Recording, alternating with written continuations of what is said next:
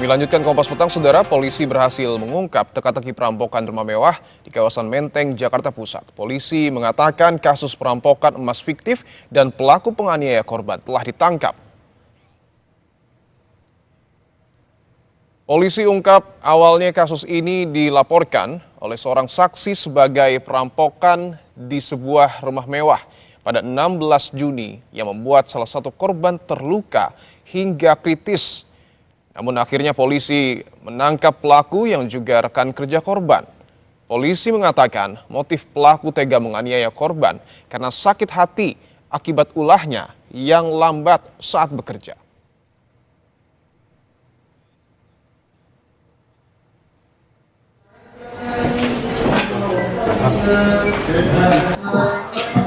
Kepada korban yang sudah dipendam sejak lama.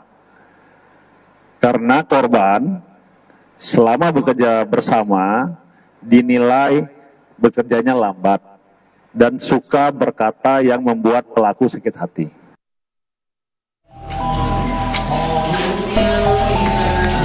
Polres Metro Jakarta Pusat menetapkan perempuan berinisial T sebagai tersangka kasus percobaan pembunuhan terhadap rekan kerjanya MHA di sebuah rumah di kawasan Menteng, Jakarta Pusat. Polisi menyebut laporan awal yang menyatakan peristiwa itu sebagai perampokan dan hilangnya sekitar 500 gram emas sebagai upaya pelaku untuk menutupi kejadian sebenarnya. Bahwa keterangan awal dari saksi yang ada di TKP pertama itu atau saudari T itu kita duga palsu. Kita temukan ternyata bahwa tidak adanya dua orang yang masuk ke dalam rumah, melainkan pelaku dari penganiayaan yang dilakukan kepada saudara MHA itu ternyata dilakukan oleh saudari T sendiri. Saat awal penyelidikan, T yang saat itu berstatus sebagai saksi menjelaskan bahwa ada dua orang yang masuk ke rumah melalui rooftop, menyekap korban, lalu membawa kabur emas batangan dan perhiasan emas dengan total berat sekitar 500 gram. Namun, polisi menemukan sejumlah ketidaksesuaian antara keterangan saksi, barang bukti, dan hasil pemeriksaan sejumlah saksi lainnya. Polisi menyebut peristiwa ini terjadi pada Selasa 16 Juni 2026 siang. Mulanya korban dan pelaku berada di lantai 1 di rumah pelaku. Keduanya sedang istirahat dari luar kota. Pelaku kemudian menyiapkan power supply yang dirangkai dengan kabel dan kain basah, lalu meminta korban memegang kain tersebut. Akibatnya korban tersengat listrik dan sempat terjatuh. Korban tak kunjung sadarkan diri. Pelaku diduga memukul kepala dan punggung korban menggunakan benda tumpul. Setelah itu korban sempat berusaha kabur dengan naik ke lantai atas dan keluar lewat jendela kamar. Namun pelaku mengejarnya dan memerintahkan korban untuk berbaring di kasur. Pelaku kemudian menganiaya korban. Akibat kejadian tersebut, korban mengalami sejumlah luka berat di kepala, leher, dada, dan pinggang. Korban dan pelaku diketahui merupakan rekan kerja dalam sebuah perusahaan yang bergerak di bidang teknologi informasi sejak 2020. Tim Liputan Kompas TV. Lebih lengkap soal pengusutan kasus rekayasa perampokan emas 500 gram di Menteng, Jakarta Pusat, kita akan bahas bersama Kasat Reskrim Polres Metro Jakarta Pusat, AKBP Robi Heri Saputra. Pak Robi, selamat petang. Selamat petang, Mbak. Pak Robi, jadi kejanggalan apa yang sebenarnya ditemukan oleh polisi sampai akhirnya bisa diungkap kalau kasus ini fiktif? Sebenarnya ini berdasarkan hasil pemeriksaan kami ya secara saintifik. Namun secara teknis memang ada beberapa hal yang mungkin teknis penyelidikan kita tidak sampaikan. Tapi secara garis besarnya yang mencurigakan adalah ketika disampaikan lokusnya atau tempusnya, tempatnya itu, kemudian waktunya jam 11, antara jam 11 sampai jam 12.30 atau sampai jam 1 siang. Terus kemudian laporan pertama kali yang kami terima itu jam 4, jam 4 sore. Artinya ada selisih waktu lebih dari 2 jam, di mana saksi yang saat itu tidak terluka, melihat rekannya terluka parah, tapi tidak berteriak minta tolong, kemudian tidak menelpon polisi, dan juga tidak menghubungi paramedik untuk menolong temannya yang terluka tersebut.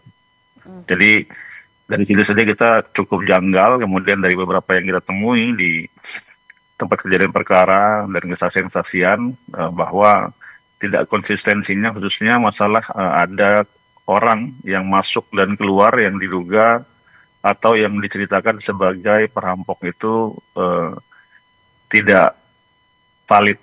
Jadi dari situ kita mengetahui bahwa sepertinya keterangan dari saksi ini tidak bisa dipercaya. Dan bagaimana Dan sampai kemudian akhirnya saksi yang akhirnya juga jadi pelaku ini bisa ngaku, Pak Robi? Ya, setelah kami tunjukkan beberapa keterangan-keterangan yang kami ambil dari saksi yang lain, juga barang bukti yang kami tunjukkan, ternyata yang bersangkutan sudah tidak bisa mengelak dan kemudian mengakui bahwa kejadiannya adalah perbuatan dari dirinya yang melakukan penganiayaan berat dan mencoba membunuh dari saudara MHA ini. Alat bukti apa saja yang akhirnya menguatkan dugaan polisi ini? Alat bukti yang kita temukan ya antara lain